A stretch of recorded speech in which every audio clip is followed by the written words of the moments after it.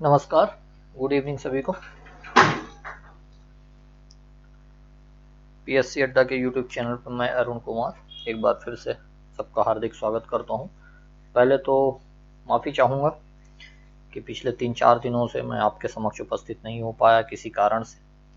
कुछ personal reasons की वजह से मैं आपके समक्ष ना तो जीएस की क्लास ना ही कोई अन्य क्लास लेके उपस्थित हो पाया हूं। और एक चीज़ तो मैं आपको पहले भी बता चुका हूं कि जो हमारी आयोग की क्लास थी वो ख़त्म हो चुकी है और एमपीजी के भी कंटिन्यू हो रहा है। इसके अलावा हम बहुत जल्दी कोई दूसरी क्लास भी आपके समक्ष लेके आएंगे। ठीक है, तो पहली बात तो ये है कि माफ़ी चाहूँगा 2-4 दिनों के लिए जो ब्रेक रहा आप लोगों के लिए। लेकिन आज से हम फिर से डेली अपनी जो क्लास है, वो क्लास का जो रूटीन है उसको कंटिन्यू करेंगे। आपको पता है कि पीएससी अड्डा ने प्रीलिम्स 2022 के लिए जो क्रैश कोर्स स्टार्ट किया है, और मैं अरुण कुमार रात 8 बजे रोज, है ना, 8 बजे जो है एमपीजी के लेके आता हूँ मध्य प्रदेश का सामान्य ज्ञान। ये आपको पता है। तो जो मध्य प्रदेश का सामान्य ज्ञान है, आपके पूरे सिलेबस में, आपको जो पूरा सिलेबस है वो 10 यूनिट में डिवाइड है। और इन 10 यूनिट में unit number 1, unit number 3 and unit number 5 का जो संबंध है वो आपके 10 यूनिट में से मध्य प्रदेश जीके का है। तो अपन इसको डिस्कस कर रहे हैं। और हम लोग, आपको पता है कि मध्य प्रदेश की जो ज्योग्राफी वाला पोर्शन था वो हम लोगों ने स्टार्टिंग में ही पूरा का पूरा कवर कर लिया है। और उसके बाद मध्य प्रदेश की इकोनॉमी का पूरा सेक्शन हम लोगों ने कंप्लीट कर लिया है। मध्य प्रदेश की अब जो राज्य व्यवस्था है, जिसको हम पॉलिटी बोलेंगे, तो मध्य प्रदेश की पॉलिटी हम लोगों ने स्टार्ट किया है, जिसमें मध्य प्रदेश की विधायिका, मध्य प्रदेश की कार्यपालिका और मध्य प्रदेश की न्यायपालिका से रिलेटेड जो इम्पोर्टेंट टॉपिक थे वो हम लोगों ने कवर कर लिए हैं। और आज जो हमारी क्लास है वो है मध्य प्रदेश में पंचायती राज एवं नगरीय निकाय। इस क्लास को शुरू करेंगे, लेकिन उसके पहले ये है कि फटाफट चैनल से जुड़ जाइए आप लोग। और जितने लोग जुड़ गए हैं उनके लिए एक काम ये है कि आप लोग चैनल की ज़्यादा से ज़्यादा लिंक लोगों तक शेयर कर दीजिए, ताकि ज़्यादा से ज़्यादा लोग क्लास से जुड़ पाएँ। एक तो 2 दिन 3 दिन का ब्रेक रहा है, तो उस चक्कर में लोग सोचे होंगे कि क्लास ना हो पाएगी, तो ऐसा नहीं है। हम आज से कंटिन्यू करेंगे क्लास को। तो फटाफट चैनल से जुड़िए और चैनल की लिंक है ज़्यादा से ज़्यादा लोगों तक शेयर कर दीजिए। ये आपके लिए काम है। और इसलिए भी शेयर कर दीजिए, बहुत सारे लोग भूल गए होंगे कि 8 बजे सर की क्लास रहती है, तो इसलिए शेयर करना बहुत ज़रूरी है। तो क्लास की लिंक शेयर कीजिए। अगले 1 मिनट बाद हम जो टॉपिक है उसको स्टार्ट करेंगे। फटाफट चैनल की लिंक को शेयर कीजिए। उसके बाद मध्य प्रदेश का पंचायती राज एवं नगरीय निकाय, ऐसा कोई ईयर नहीं एमपीपीएससी प्रीलिम्स में, या इसके अलावा आपको पता है कि पटवारी का भी एग्ज़ाम आ ही गया है, नोटिफिकेशन आ गया है, कांस्टेबल को हो गया, कोई भी एग्ज़ाम आप मध्य प्रदेश से रिलेटेड देना चाहें वो सबके लिए फ़ायदेमंद है। तो फटाफट चैनल से जुड़े, चैनल लिंक को शेयर कीजिए। अगले 1 मिनट के अंदर फिर हम टॉपिक को शुरू करेंगे। बहुत महत्वपूर्ण टॉपिक है मध्य प्रदेश में पंचायती राज एवं नगरीय निकाय।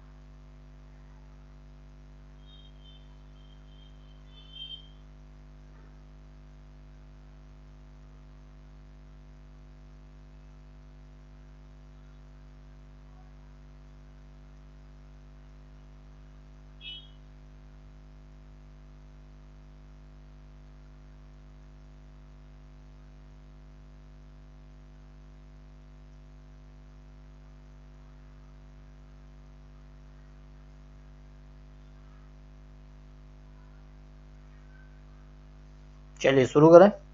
उम्मीद करता हूं कि आप लोगों ने शेयर कर दी हो लिंक। चलिए, मध्य प्रदेश में पंचायती राज एवं नगरीय निकाय, हमारा टॉपिक क्या है? मध्य प्रदेश में पंचायती राज एवं नगरीय निकाय। ठीक है, इसके संबंध में हम डिस्कस करेंगे। पंचायती राज क्या है? ये है ग्रामीण प्रशासन, है ना, ग्राम पंचायत, जिला पंचायत, जनपद पंचायत आप लोगों ने सुना होगा। नगरीय निकाय क्या है? नगरीय क्षेत्रों के लिए स्थानीय स्वशासन है ना। तो हम पढ़ रहे हैं एक प्रकार से स्थानीय स्वशासन टॉपिक हमारा, जिसमें पंचायती राज और नगरीय निकाय दोनों चीजें पढ़ेंगे।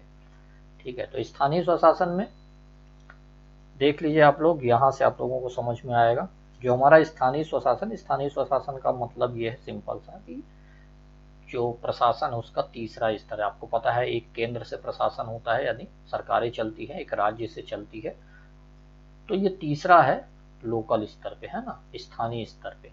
इन स्थानीय स्तर पे जो स्थानीय स्वशासन है उसको हम दो भागों में बांट सकते हैं। जो ग्रामीण क्षेत्र होंगे उनमें हम पंचायती राज उनको कहते हैं, और जो नगरीय क्षेत्र होते हैं उनके लिए हम नगरीय निकाय कहते हैं। क्लियर है ये बात? याद रहेगा, आपको पता रहेगा पंचायती राज क्या है, नगरीय निकाय क्या है। ये स्थानीय स्वशासन के दो भाग हैं। ठीक है ना, लोकल गवर्नमेंट के दो भाग हैं। जो नगरीय क्षेत्र हैं उनके लिए नगरीय, नगर पंचायत, नगर पालिका और नगर निगम होते हैं। और जो ग्रामीण क्षेत्र होता है जिसको पंचायती राज कहते हैं, जिसमें ग्राम पंचायत, जनपद पंचायत और जिला पंचायत। इसका मतलब ये है, सिंपल सा है, कि जो हमारा प्रशासन है वो तीन स्तरीय है ना। मतलब लोकल गवर्नमेंट में, चाहे हम ग्रामीण क्षेत्र की बात करें, पंचायती राज की या नगरीय निकाय की, दोनों ही त्रिस्तरीय हमारी शासन व्यवस्था है लोकल लेवल पे। कौन सी है? एक तो ग्राम स्तर पे ग्राम पंचायत, फिर जनपद स्तर पे जनपद पंचायत और जिला स्तर पे जिला पंचायत। उसी प्रकार से नगरीय जो क्षेत्र है उनके लिए भी छोटे जो नगर होते हैं उनके लिए नगर पंचायत है, फिर उसके बाद नगर पालिका है, उसके बाद नगर निगम है। तो ये पूरा स्थानीय स्वशासन का जो है ये स्ट्रक्चर है। ये बात समझ में आ रही है, नहीं आ रही? स्थानीय प्रशासन का ये स्ट्रक्चर है। इस प्रकार से हम लोग पढ़ेंगे, एक ग्रामीण क्षेत्र के लिए पढ़ेंगे और एक नगरीय क्षेत्र के लिए। आज हम जो पढ़ने वाले हैं वो ग्रामीण क्षेत्र के लिए पढ़ने वाले हैं, और जो कल पढ़ेंगे हम वो नगरीय क्षेत्र के लिए कल के क्लास में देखेंगे। क्लियर है? स्थानीय स्वशासन समझ में आ रहा है। लोकल गवर्नमेंट यानी प्रशासन का एक तीसरा स्तर है, केंद्र एवं राज्य के बाद। ठीक है, उसको भी दो भागों में हमने बांट दिया। ग्रामीण क्षेत्रों के लिए पंचायती राज एक प्रकार से कहेंगे, और नगरीय क्षेत्रों के लिए नगरीय जो भी निकाय हैं वो कहेंगे। क्लियर है यहाँ तक? तीन स्तरीय पंचायती राज व्यवस्था हमारे देश में लागू है, त्रिस्तरीय पंचायती राज व्यवस्था हमारे क्षेत्र में लागू है। ठीक है, ग्राम स्तर पर, जनपद स्तर पर जनपद पंचायत, जिला स्तर पर जिला पंचायत। क्लियर ये बात? आगे बढ़ें। चलिए, अब हम दोनों के अधिनियम देखेंगे, लेकिन पढ़ेंगे पूरा का पूरा हम लोग फिर ग्रामीण वाला क्षेत्र यानी कि पंचायती राज को पढ़ेंगे। ठीक है, चलिए अधिनियम देख लेते हैं कौन कौन से हैं। इसमें 73rd अधिनियम, ये है पंचायती राज से संबंधित। 73rd संविधान संशोधन अधिनियम होता है 1992 में। इसके तहत पंचायती राज की व्यवस्था की गई, यानी कि ग्रामीण जो प्रशासन है उसकी व्यवस्था की गई 73rd से। आपसे अगर पूछा जाए कि पंचायती राज का संबंध किस संविधान संशोधन से हुआ है, तो आपको याद रखना 73rd से है पंचायती राज का संबंध, यानी ग्रामीण प्रशासन से संबंध। ये 73rd जो अमेंडमेंट है, संविधान संशोधन है, उसमें अनुच्छेद 243 ए से लेके 243 ओ तक जो है वो प्रावधान किए गए हैं ग्रामीण प्रशासन के लिए। ठीक है, यानी पंचायती राज के लिए प्रावधान कहाँ पे है? 243 आर्टिकल नंबर ए से 243 ओ तक। क्लियर है बात? कंफ्यूजन तो नहीं है यहाँ पे?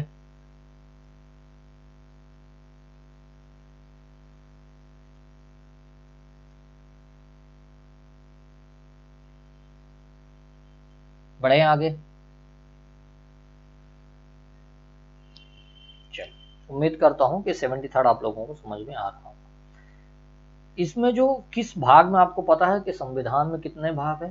संविधान में 22 भाग है, मूलतः 22 भाग है। अभी तो वर्तमान में हम 25 पढ़ते हैं, लेकिन आपको याद रखना 22 भाग है। 22 भाग में से जो भाग नंबर 9 है ना, उसका संबंध पंचायती राज से है। कहाँ से है? पंचायती राज से। क्लियर? चलिए क्लियर है। भाग 9 है, 73rd अमेंडमेंट है, अनुच्छेद 243 से 243 ओ तक है, जहाँ पे पंचायती राज की व्यवस्था है। पंचायती राज में जो है मतलब कि स्थानीय जो ग्रामीण प्रशासन है, इसके लिए 29 विषय तय किए गए हैं जो काम करना रहता है। कार्य करने के 29 विषय ऐसे हैं जो ग्रामीण प्रशासन में यानी पंचायती राज को काम करना होता है। कितने विषय? 29, अच्छे से याद रखना। और त्रिस्तरीय व्यवस्था है, हमने बता ही दिया त्रिस्तरीय व्यवस्था में क्या क्या है। एक ग्राम पंचायत है ग्राम स्तर पे, एक जनपद पंचायत है, अब इसको भी समझेंगे, और एक जिला पंचायत है जिला स्तर पे। ये है हमारे सरकार का स्वरूप। ठीक है, क्लियर है ये बात यहाँ तक? ठीक है, यहाँ तक कोई डाउट, कोई सवाल? अगर कोई डाउट या सवाल हो आपके तो आप कमेंट सेक्शन में कमेंट कर सकते हैं, हम आपका जवाब देंगे। चलिए, फिर आता है 74th संविधान संशोधन अमेंडमेंट 1992। इसका जो संबंध है वो नगरीय निकायों से है। किससे है? नगरीय निकायों से। ठीक है, मैंने बोला था ना कि स्थानीय स्वशासन का 2 भागों में बांट सकते, एक पंचायती राज या ग्रामीण प्रशासन, एक नगरीय प्रशासन। 73rd का पंचायती राज से संबंध है, 74th का नगरीय निकायों से। इसका जो संबंध है अनुच्छेद 243 मतलब वहां ओ से खत्म हुआ था, 243 से यहाँ स्टार्ट होता, 243 तक जो संबंध है वो नगरीय निकायों से है।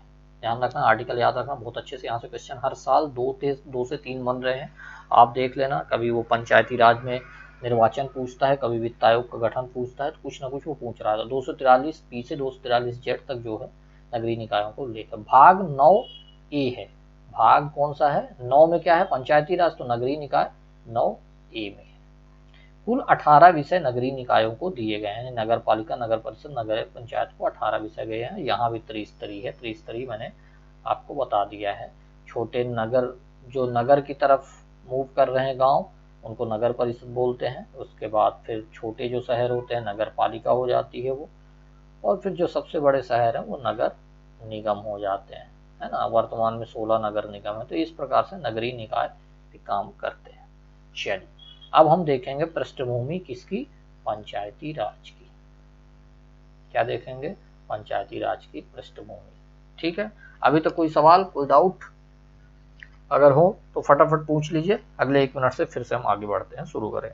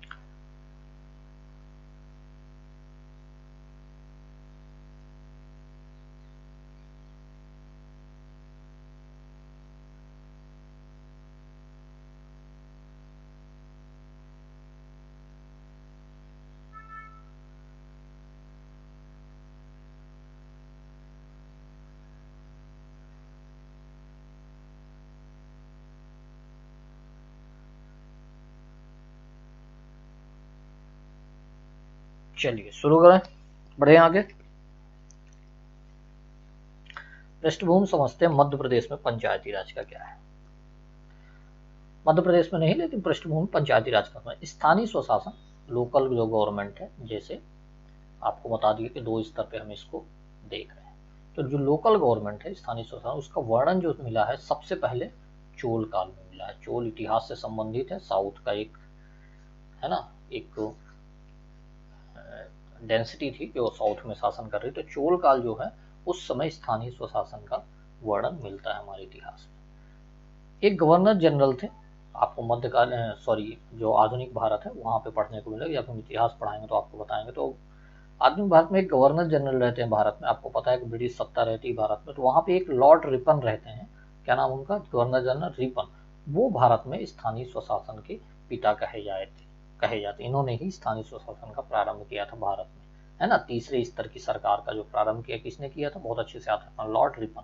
अगर आपसे पूछा जा सकता है तो आपको याद होना चाहिए कि स्थानीय स्वशासन के पिता भारत में कौन कहे जाते हैं, वो है लॉर्ड रिपन। ठीक है, याद रहेगा। चलिए तीसरी बात देखते हैं। पंचायती राज का जो उद्घाटन है वो 2 अक्टूबर 1959 को हुआ राजस्थान के नागौर में। ठीक है, याद रखना है आपको, राजस्थान के नागौर में जो है पंचायती राज का उद्घाटन होता है, याद रहेगा आपको। चलिए ठीक है, कहाँ से? राजस्थान के नागौर एक जगह है, वहां से प्रारंभ होता है। कब? 2 अक्टूबर 1959 को। चलिए, ये जो पंचायती राज है ना, ये याद रखना, ये क्वेश्चन 2020 में पूछा गया है, देख लेना। प्रीलिम्स में 2020 में पूछा गया है जो पंचायती राज है वो किसका विषय है। 3 सूची होती, मैं आपको अभी बता देता हूँ, पॉलिटी का विषय है, लेकिन यहाँ पे मैं बताता हूँ। 3 सूची होती है भारतीय राज व्यवस्था में। एक होती है संघ सूची, यूनियन लिस्ट इसको बोलते हैं। एक होती है राज्य सूची, स्टेट लिस्ट बोलते हैं इसको। एक होती है समवर्ती सूची, इसको बोलते हैं कॉन्करेंट लिस्ट। ठीक है, 3 लिस्ट होती है। संघ सूची का मतलब है कि जो विषय संघ सूची में डाले गए हैं, इसमें जो कानून है वो संसद बनाएगी, है ना। और जो राज्य सूची होती है, इसमें कानून जो है राज्य बनाता है। और जो विषय समवर्ती सूची में, इसमें केंद्र एवं राज्य दोनों बना सकते हैं। तो ये जो पंचायती राज है ये राज्य सूची का विषय। ज्यादातर लोगों ने इसको केंद्र सूची में डाल दिया था। क्यों? क्योंकि देखने से ऐसा लग रहा है कि आपको पता है कि 73rd अमेंडमेंट के माध्यम से बना और संसद ने अमेंडमेंट किया था। इसका मतलब ऐसा लग रहा है कि जैसे संसद ही इस पे कानून बनाए, क्योंकि संसद ने ही इसको भारत में लागू किया है पंचायती राज को। तो लोगों ने बहुत ज्यादा टिक किए इस पे, है ना, संघ सूची पे। लेकिन ऐसा नहीं है, ये राज्य सूची का विषय है, राज्य इस पे कानून बनाता है। सॉरी, ठीक है, याद रहेगा। चलिए, ऐसे राज्य जहां पे 20 लाख से अधिक जनसंख्या है वहां पे त्रिस्तरीय व्यवस्था लागू होगी। ठीक है, ऐसे राज्य जहां की जनसंख्या 20 लाख से अधिक हो तभी त्रिस्तरीय लागू होगी। इसका मतलब है कि जहां पे मान लीजिए कोई ऐसा राज्य जहां पे 15 लाख की जनसंख्या है, तो वहां पे 2 स्तर पर बात की गई है ना। यहाँ पे हमारे देश में कैसे है? त्रिस्तरीय है, मतलब हमारे देश में भी है 2 स्तर पे, लेकिन 20 लाख की कम जनसंख्या वाले राज्य पे वैसे त्रिस्तरीय ही प्रावधान है। ग्राम स्तर पे ग्राम पंचायत, फिर मध्य स्तर पे जनपद पंचायत और जिला स्तर पे जिला पंचायत, है ना। क्लियर ये बात? याद रहेगा आप लोगों को। चलिए, अब पंचायती राज से संबंधित कुछ समस्या आप देख लेना, क्वेश्चन बहुत बने हैं यहाँ से। मैंने पहले बताया कि पंचायती राज का पूछा गया है, सूची पूछी गई, एक बार ये विषय भी पूछे गए हैं, कितने विषय आते हैं ग्राम पंचायत में, सूची का विषय है। और समितियां तो हर बार कभी ना कभी पूछ ही लेता है ना। यहाँ से क्वेश्चन बहुत बनते हैं, इसलिए इस टॉपिक को बहुत अच्छे से पढ़ना, समझना भी है, साथ ही साथ आपको याद भी रखना है।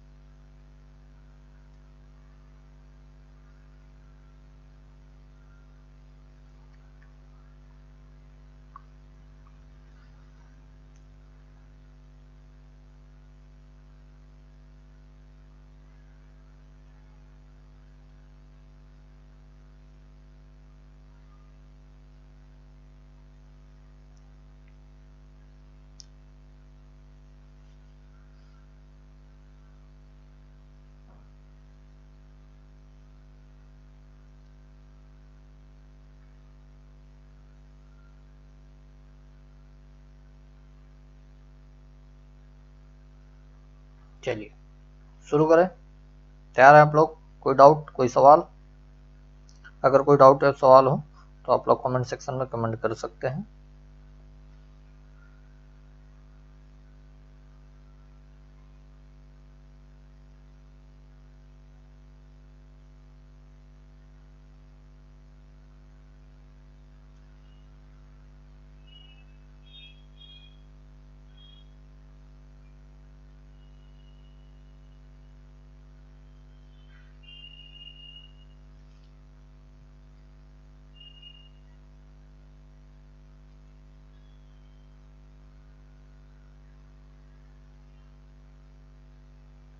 चलिए शुरू करते हैं। पंचायती राज के कुछ महत्वपूर्ण समितियां जिनका संबंध है।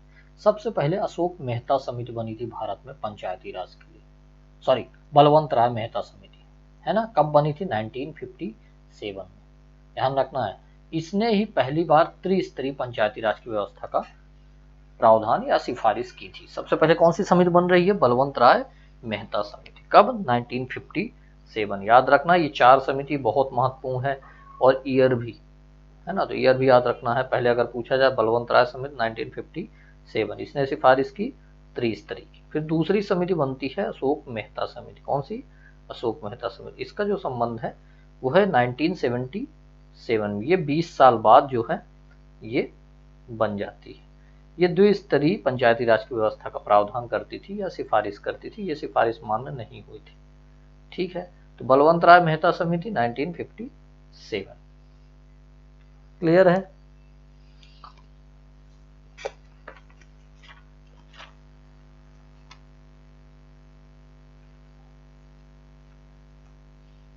क्लियर है यहां तक, या कोई आपके सवाल, डाउट?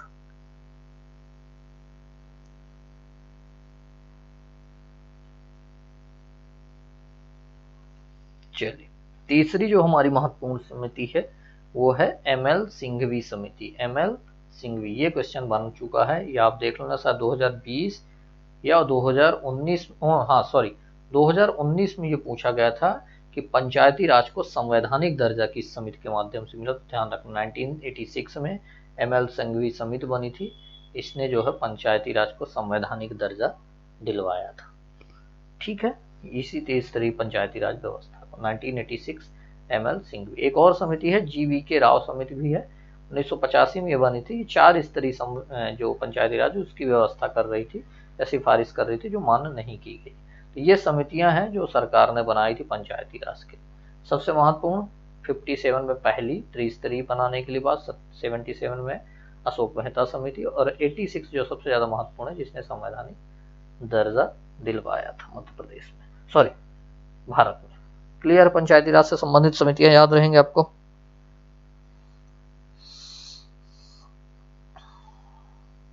बताओ भाई, कोई डाउट है या आपके कोई सवाल हो?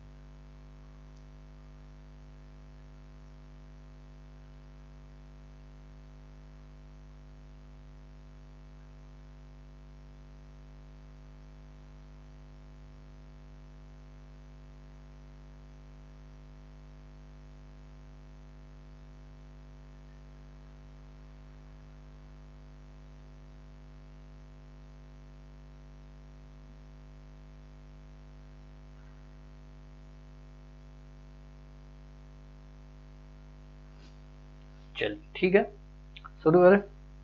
आगे देखते हैं कि मध्य प्रदेश में जो है, ये तो बात हुई हमने नेशनल लेवल पे पढ़ ली। अब मध्य प्रदेश में भी कुछ डेवलपमेंट हुए होंगे, जो डेवलपमेंट मध्य प्रदेश में हुए हैं उसके संबंध में हम बात कर लेते हैं, क्या क्या महत्वपूर्ण बातें हैं इसमें।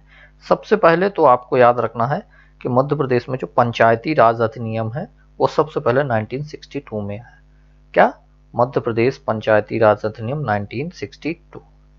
ये हुआ क्या था, काशी प्रसाद पांडे की अध्यक्षता में एक 15 सदस्यीय समिति गठित की गई थी। उसके आधार पर मध्य प्रदेश पंचायती राज अधिनियम आया था।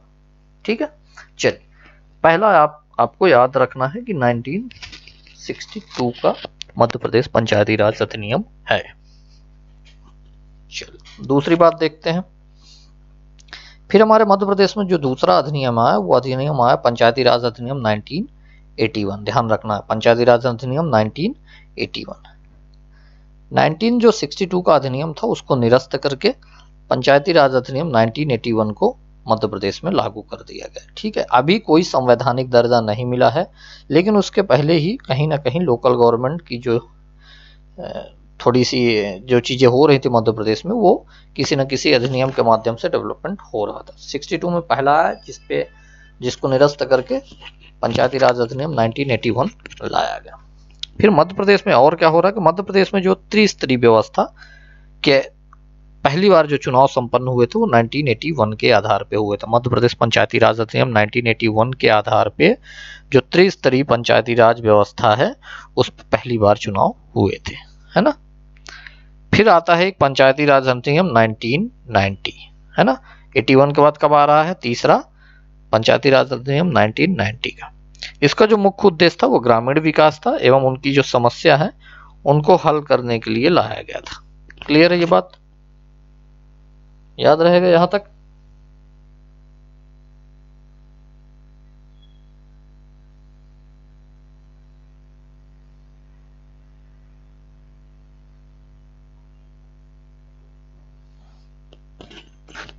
चलिए आगे बढ़े। तीसरा कौन सा है? पंचायती राज अधिनियम मध्य प्रदेश 1990। इसमें ग्रामीण विकास उनकी समस्या को हल करने की बात की गई। अब आता है हमारा जब संवैधानिक दर्जा मिल रहा है तो वो है मध्य प्रदेश पंचायती राज अधिनियम 1993। आपको पता है 1992 में क्या हो रहा है, 73rd अमेंडमेंट से पंचायती जो राज है उसको संवैधानिक दर्जा मिल गया, है ना। तो अब मध्य प्रदेश में भी पंचायती राज अधिनियम आएगा 1993। क्लियर है ये बात? चलिए आगे देखते हैं इसमें क्या है। 73rd अमेंडमेंट हुआ, है ना, जिसको 24 अप्रैल 1993 को संपूर्ण देश में लागू कर दिया गया। एक्ट कब का था? ये 1992 का था, लेकिन 24 अप्रैल 1993 को जो है संपूर्ण देश में ये एक्ट लागू किया गया। कौन सा? पंचायती राज अधिनियम।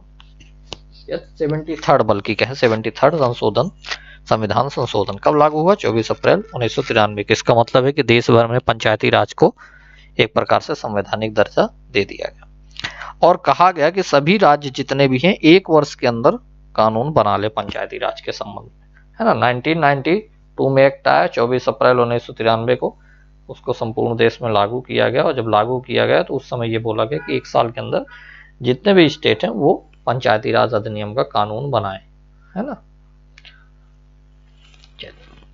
फिर होता क्या है कि मध्य प्रदेश में पंचायती राज विधेयक 29 दिसंबर 1993 को विधानसभा में प्रस्तुत किया जाता है। ये डेट बहुत महत्वपूर्ण है, बहुत महत्वपूर्ण डेट, तो इसमें याद रखना आपको। मध्य प्रदेश में पंचायती राज विधेयक कब प्रस्तुत किया गया? 29 दिसंबर 1993 को।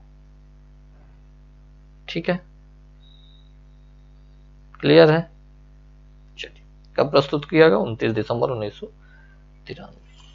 और जो 30 दिसंबर की डेट है, मतलब कि अगले दिन की बात है, अगले दिन उसको पारित करवा लिया गया। किसको? मध्य प्रदेश पंचायती राज अधिनियम को 1993 को। और जो है 25 जनवरी 1994 को लागू कर दिया। उधर कहाँ लागू किया गया था? देश भर में 24 अप्रैल 1993 को लागू किया गया और कहा गया था कि भाई 1 साल के अंदर जो है कानून बनाओ। तो मध्य प्रदेश सरकार ने अगले 1 साल के पहले ही बल्कि 25 जनवरी 1994 को जो है लागू कर दिया मध्य प्रदेश में पंचायती राज को। ठीक है, जो किस आधार पे था? 73rd संविधान संशोधन के आधार पे।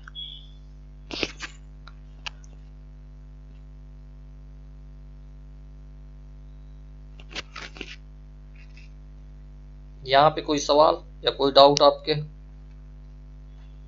यहाँ तक बातें क्लियर हो रही या नहीं हो रही?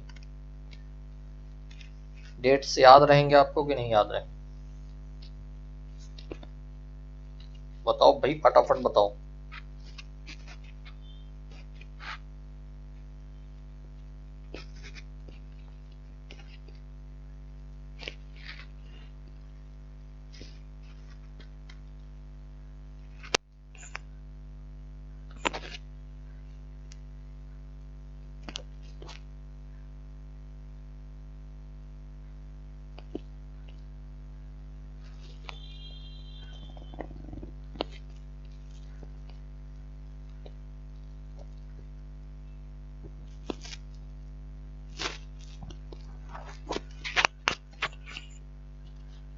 चल आगे बढ़े, याद रहेगा आपको।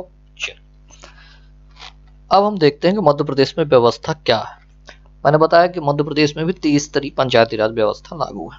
सबसे पहले ग्राम पंचायत। अब ग्राम पंचायत कहाँ स्थापित होंगे? सिंपल सी बात है, जहां जनसंख्या 1000 या 1000 से ज्यादा होगी वहां पे ग्राम पंचायत की स्थापना होगी। यहाँ पे कितने वार्ड होंगे? 10 से 20 वार्ड। आपको पता है वार्ड होते हैं, वार्ड नंबर 1, वार्ड नंबर 2। यहाँ पे से क्या चुने जाते हैं? पंच, है ना, पंच चुने जाते हैं। लेकिन ग्राम पंचायत में 1000 की जनसंख्या पे क्या है? ग्राम पंचायत। वार्ड कितने होंगे यहाँ पे? 10 से 20। बहुत अच्छे से याद रखना। और जो ग्राम पंचायत का प्रमुख है वो कौन होगा? सरपंच। सबने सुना होगा ग्राम प्रधान, यूपी में इसको प्रधान बोलते हैं, लेकिन वैसे ये सरपंच। तो सरपंच हमारे मध्य प्रदेश में है। और इन सरपंच का कार्यकाल जो होगा कितने वर्ष होगा? 5 वर्ष होगा। कितनी उम्र का व्यक्ति चुनाव लड़ सकता है? तो 21 साल की उम्र का व्यक्ति जो है वो चुनाव लड़ सकता है। ठीक है, क्लियर है। तो ग्राम पंचायत के प्रावधान आपको पता रहेंगे। 1000 जनसंख्या, 10 से 20 वार्ड, 5 सरपंच, 5 वर्ष और 21 वर्ष। फिर आता है मध्य स्तर पे, जिसको हम जनपद पंचायत।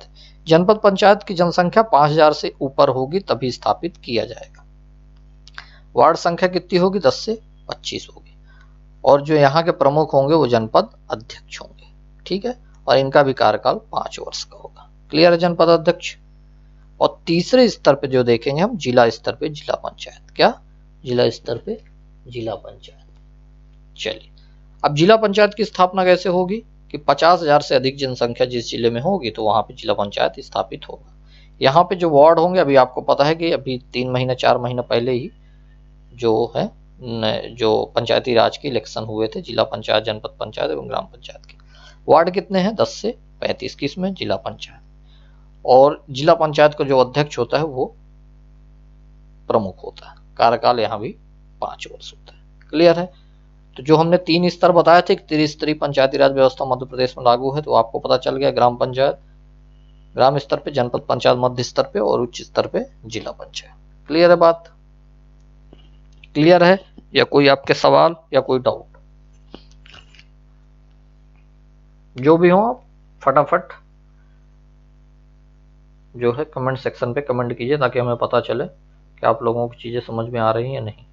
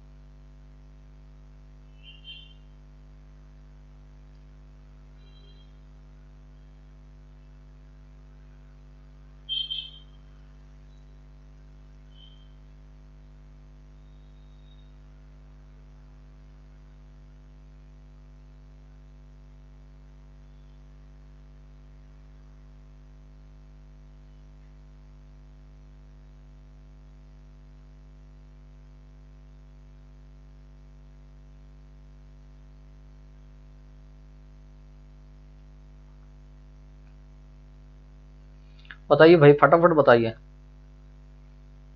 अच्छा, एक क्वेश्चन है आप लोगों से। आपको वर्तमान में मध्य प्रदेश के राज्यपाल कौन है ये बताना है। हमने अभी न्यायपालिका, कार्यपालिका में विधायिका मध्य प्रदेश की पॉलिटी में पढ़ा है। आपको फटाफट बताना है मध्य प्रदेश के वर्तमान में राज्यपाल कौन है और कहाँ से आते हैं। आपको दोनों चीजें बतानी है।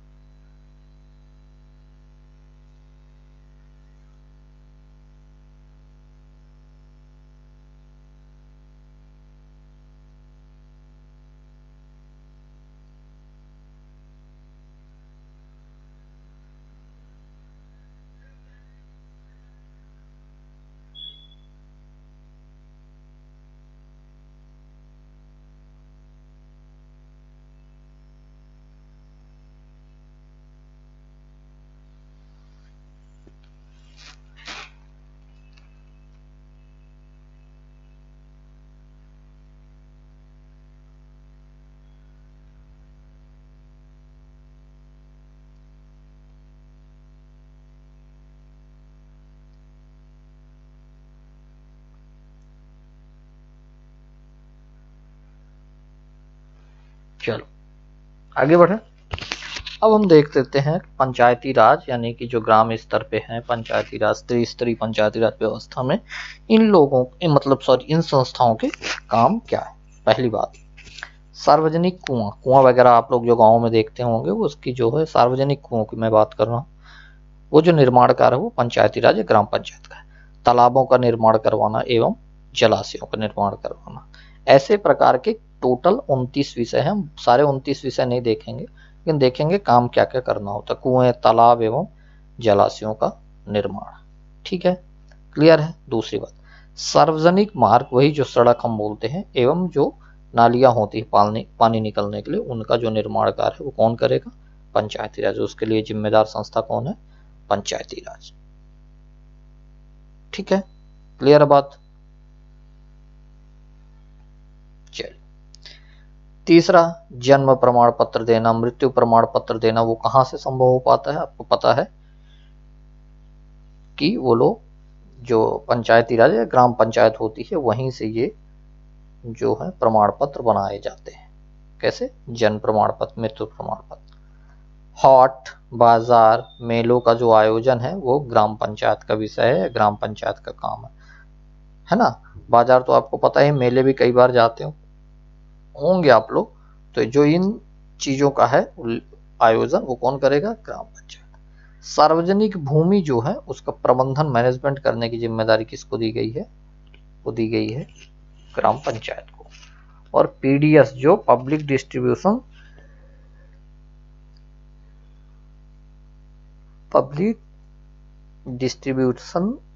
सिस्टम होता है जो है ना, पीडीएस जिसको हम बोलते हैं, लोक वितरण प्रणाली,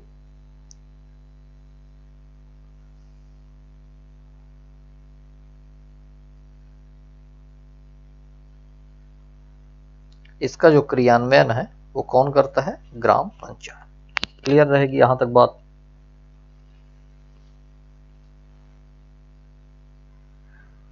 ठीक है,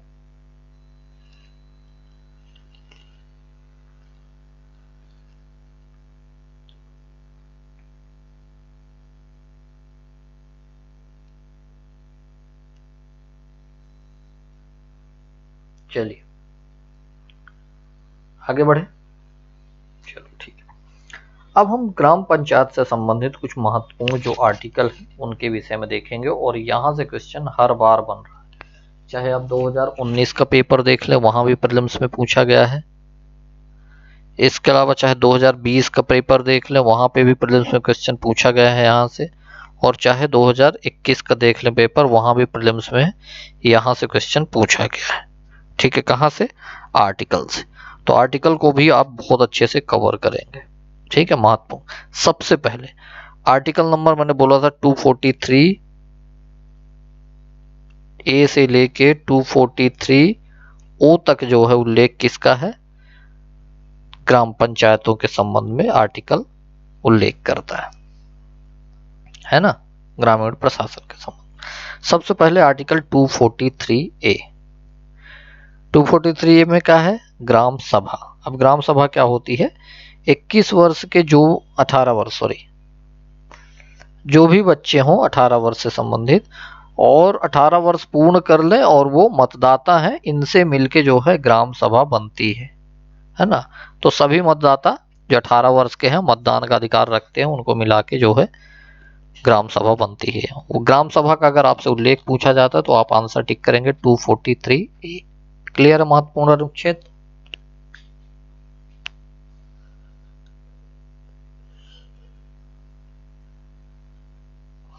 चलिए आगे बढ़े। दूसरा जो महत्वपूर्ण आर्टिकल है वो 243 बी है। 243 बी, इसमें किस बात की बात की गई है? पंचायतों के गठन की, यानी कि ग्राम पंचायत का कैसे गठन होगा, इसका उल्लेख कहाँ पे है? अगर आपसे पूछा जाता है गठन, अगर ग्राम सभा पूछा जाएगा 243 ए, अगर गठन पूछा जाएगा पंचायती राज का या पंचायतों का तो 243 बी, ठीक है।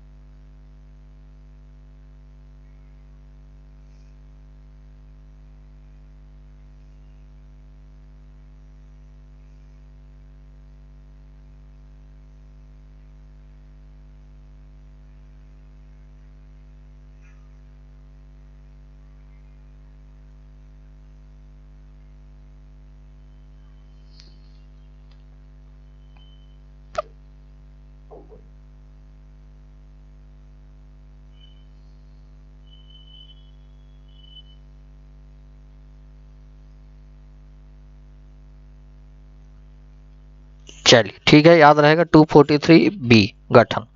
फिर आता है 243C, इसमें पंचायतों की संरचना की बात की गई। पंचायतों की संरचना कहाँ पे है? 243C में। क्लियर है। फिर आता है आर्टिकल 243D, इसमें रिजर्वेशन की बात की गई। यहाँ पे आप एक एक वर्ड से याद रखेंगे, ठीक है। अगर ग्राम सभा पूछा जाता है तो 243A, अगर गठन पूछा जाता है तो 243B, अगर स्ट्रक्चर या संरचना पूछी जाती है 243C, अगर आपसे रिजर्वेशन की बात पूछी जाती है तो आपको याद रखना 243D। फिर 243E में जो है पंचायतों की अवधि कितना? 5 साल, 5 साल का है ना टर्म जो है। आप ऐसे याद रख लेना कि जो टर्म की बात की गई है वो 243E में की गई। 243 में पावर्स की बात की गई है, पावर्स की बात करनी, शक्तियों की बात की गई। किस आर्टिकल में? 243G में। क्लियर है ये बात? चलिए फिर 243I, यहाँ पे वित्त आयोग, यहाँ से भी क्वेश्चन बना है। तो वित्त आयोग अगर आपसे पूछा जाए कि वित्त आयोग का गठन किस आर्टिकल में है, ग्राम पंचायत स्तर पे या पंचायती राज स्तर पे 243I, ठीक है। इसका मतलब है कि ये राज्य वित्त आयोग होगा, है ना, केवल वित्त आयोग नहीं होगा, क्योंकि आपको पता है कि जो वित्त आयोग है उसका जो उल्लेख है आर्टिकल 280 में है, तो वहां पे नहीं जाना है। ये राज्य वित्त आयोग है जिनका जो गठन है वो 243I में है। और आखिरी है इंपॉर्टेंट 243K, जिसमें पंचायतों के लिए निर्वाचन, ये भी क्वेश्चन 2019 में पूछ चुका है। तो पंचायतों के लिए निर्वाचन आयोग, आपको पता राज्य स्तर पे भी राज्य निर्वाचन आयोग होते हैं, तो इसी के तहत 243K के तहत उनकी स्थापना की गई है। क्लियर है ये बात? यहां तक चीजें समझ में आई या नहीं आई? चलिए, उम्मीद करता हूं कि पंचायती राज से संबंधित जो है सारी बातें आपको अच्छे से समझ में आ गई होंगी। अगर नहीं आई हैं तो आप कमेंट सेक्शन में कमेंट करके बता सकते हैं, पूछ सकते हैं, या आपके कोई सवाल हो या आपके कोई सजेशन हो तब भी आप कमेंट सेक्शन पे कमेंट जरूर करें। इसके अलावा हम आपको बताते हैं कि पीएससी अड्डा लगातार मैं बता रहा हूँ मेंस की टेस्ट सीरीज के लिए आप ज्वाइन कर सकते हैं। 2499 में 75% डिस्काउंट अभी भी चल रहा है, तो आप वहां से परचेस कर सकते हैं। इसके अलावा प्रीलिम्स 2022 के लिए भी हम लोगों ने टेस्ट सीरीज प्रारंभ की है, वो मात्र 249 रुपए में, यानी 250 रुपए में आपको टेस्ट सीरीज मिल जाता है, ठीक है। लगभग 30 टेस्ट आपको इसमें मिलेंगे, तो आप इस टेस्ट सीरीज को ज्वाइन कीजिए और अपनी जो तैयारी है प्रीलिम्स 2022 की उसको बेहतर बनाए, क्योंकि मैं पहले भी बता चुका हूं कि जो आपका प्रीलिम्स का नोटिफिकेशन है वो बहुत जल्द जारी हो जाएगा, डिटेल नोटिफिकेशन। लेकिन हाँ, आपको कम से कम ये तो पता चल गया है कि जो हमारी डेट है वो 21 मई है, आपको पता है। तो तैयारी को आप जो है अपनी थोड़ी से बढ़िया कीजिए, बढ़ाइए, घंटे बढ़ा दीजिए। और हम लोग जो क्लास करवा रहे हैं आपको फ्री ऑफ कॉस्ट है, आप उसे रेगुलर ज्वाइन कीजिए और टेस्ट सीरीज को ज्वाइन कीजिए। आपके जो 80+ नंबर है वो जरूर आएंगे। बस आप रेगुलर क्लास कीजिए। रात को 8 बजे मैं उपस्थित होता हूँ MPG के लेके, और अन्य क्लास जो है हम लोग बहुत जल्दी शेड्यूल करने वाले। आयोग हमने खत्म कर दिया है। आप PSC अड्डा यूट्यूब पे जाके सर्च कीजिए, वहां पे एक आपको प्लेलिस्ट पे जाना, प्लेलिस्ट से कमीशन को देखिएगा तो वहां पे पूरे के पूरे लेक्चर आपको मेरे मिल जाएंगे अरुण कुमार के नाम से, ठीक है। तो आज की क्लास यहीं पे खत्म करते हैं। कल हम लोग जो है नगरीय निकाय वाला जो सेक्शन है उसको देखेंगे। आज की क्लास कैसी लगी है?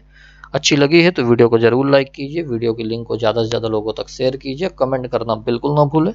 अगर अभी तक आप लोगों ने सब्सक्राइब नहीं किया है चैनल को तो चैनल को सब्सक्राइब कर लीजिए, बेल आइकॉन को प्रेस कीजिए।